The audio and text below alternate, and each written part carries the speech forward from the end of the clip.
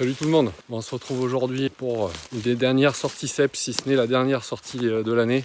Donc on va profiter de cette vidéo pour vous faire voir toutes mes petites astuces et tous mes conseils pour aller cueillir des cèpes. Tout au long de la saison, j'ai essayé de faire plein de petites vidéos et on va essayer d'énumérer tous ces conseils que j'ai essayé de prendre pour vous et j'espère qu'ils vous seront utiles. Et je suis sûr qu'avec ça, vous allez faire des très jolies cueillettes. Allez, c'est parti!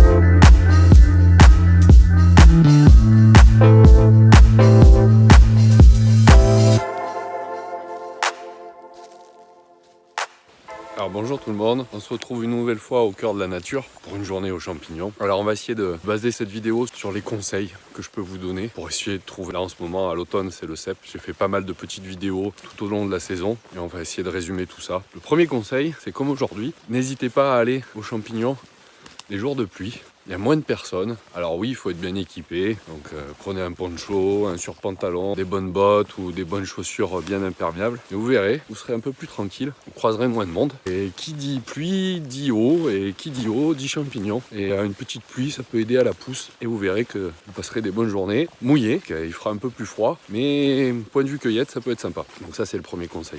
Deuxième conseil, au fur et à mesure de la saison, les emplacements de pousses changent et les premiers spots à faire dans la saison ça va être les bordures. Pourquoi les bordures? Parce qu'elles vont être assujetties plus facilement au choc thermique puisque le soleil va pouvoir taper sur ces bordures et donc quand le froid va arriver et déclencher la pousse, les différences de température, le delta va être plus important et puis au fur et à mesure de la saison ça va rentrer dans le bois. Et deuxième raison, au niveau de la pluie, les cumuls vont être plus importants sur les bordures et l'eau de ruissellement va arriver sur les bordures alors qu'à l'intérieur du bois c'est un peu plus compliqué. Alors là on est en fin de saison, j'ai déjà parcouru ce spot magnifique pas mal de fois avec des très jolies cueillettes. Sûrement que les bordures vont un peu moins donner, mais je vais quand même les faire en premier parce que c'est aussi un endroit de passage privilégié de pas mal de cueilleurs. Donc quand on arrive sur un spot, en premier on fait les bordures, comme ça au moins c'est fait.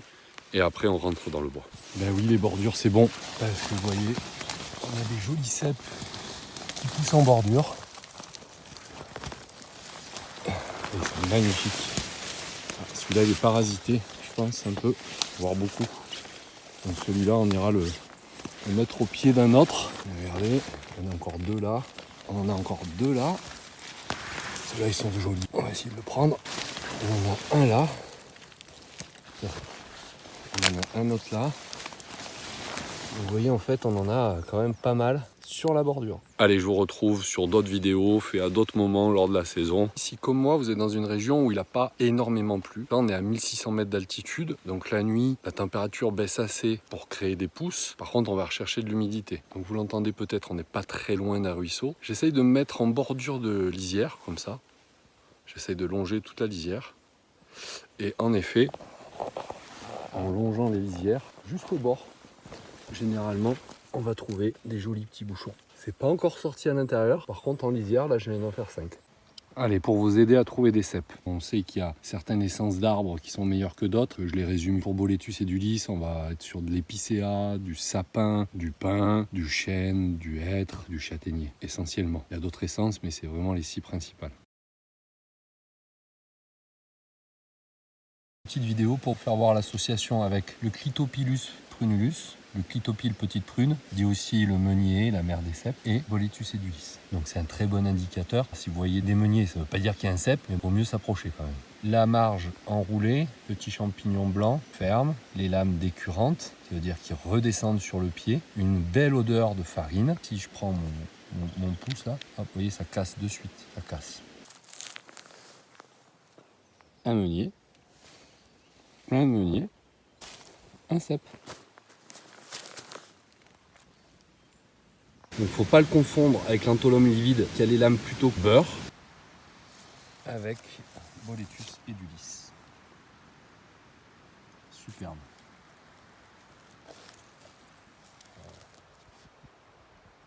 Alors qui est comestible, mais qui peut se confondre avec les clitocibes blancs et l'Antholum livide quand il est jaune. Et surtout, il est très cassant. Donc avec le doigt, on peut le casser facilement.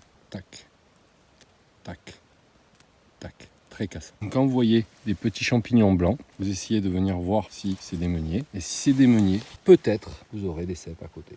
Je connais le spot, mais si on ne connaît pas, regardez l'importance du meunier. Donc là on a un meunier, et en fait là il y a des cèpes tous les ans, au même endroit. Et regardez, ils sont dans les herbes hautes. Et là j'ai failli les écraser en arrivant. Gros pépère là. Regardez ça.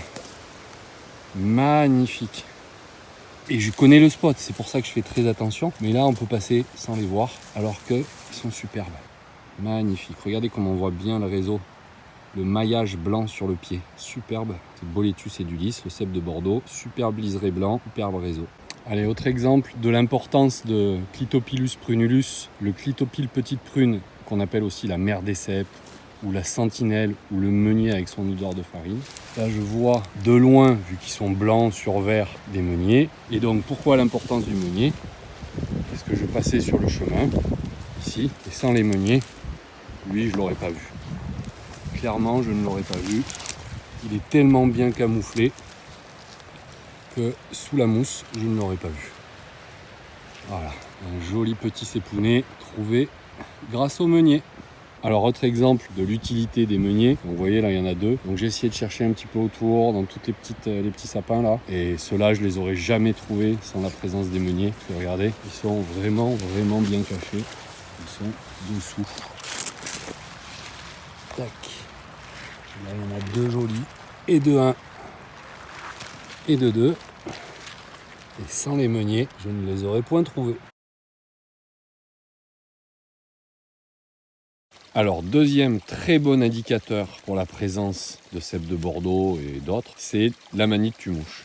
En plus, ce qui est pratique, c'est quand même, on la voit de très loin avec cette couleur rouge et ces points blancs. C'est pas tout le temps, mais c'est aussi un bon indicateur. Et souvent, on retrouve notre petit cèpe à côté de sa copine l'amanite.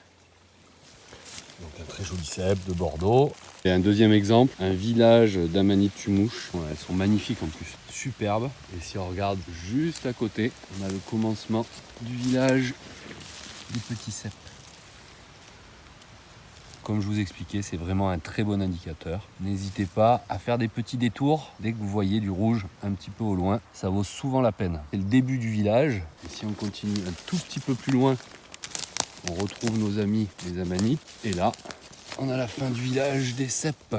Et de 1, et de 2, et de 3, et de 4.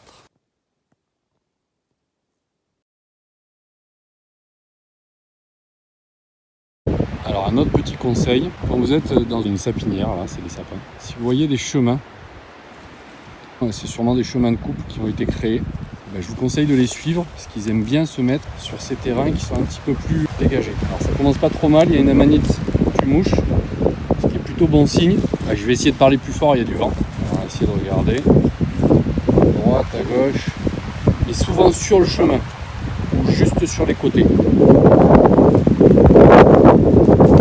Pas mal de vent. Alors là il y a un petit peu plus de ronces, donc on va peut-être s'écarter un peu. Ah bah là. Il y en a deux magnifiques. En voilà un au bord du chemin et un deuxième. Donc ça en fait déjà deux. Il faudra regarder après dans les petits bosquets autour. Mais on est pas mal. Donc on va aller jusqu'au bout du chemin. Il faut bien regarder sur le chemin, souvent dans les branches comme ça. Ils aiment bien. Ou sur les bords, sur les petits sapins là qui sont en train de pousser sur les bords. Ah bah là, ah, super. Donc là on en a deux. Troisième là, magnifique. Quatrième là. Et après si je descends, maintenant après ça s'ouvre là, c'est fini. Allez, on va en prendre un juste pour vous montrer qu'on est en plus dans du joli, a priori. Voilà. Superbe. Donc les petits chemins au milieu des sapinettes, ça paye. Alors quand vous êtes sur vos spots, n'hésitez pas à regarder s'il y a eu des branches de coupées. Ils aiment bien se mettre sous les branches. 3 magnifiques. Ils sont superbes.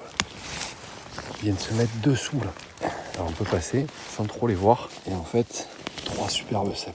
On va en prendre un pour vous faire voir. On dirait pas, mais ils font déjà une superbe taille. Ils sont fermes, ils sont bien luisants, le chapeau bien gras, très propre à Idulis. Le réseau blanc sur le pied, on le voit bien aussi là, c'est parfait. Là on a le liseré blanc, il n'est pas toujours là, mais là il est bien là. Et on a même le petit rosissement sous la cuticule, il était un petit peu mangé. Superbe.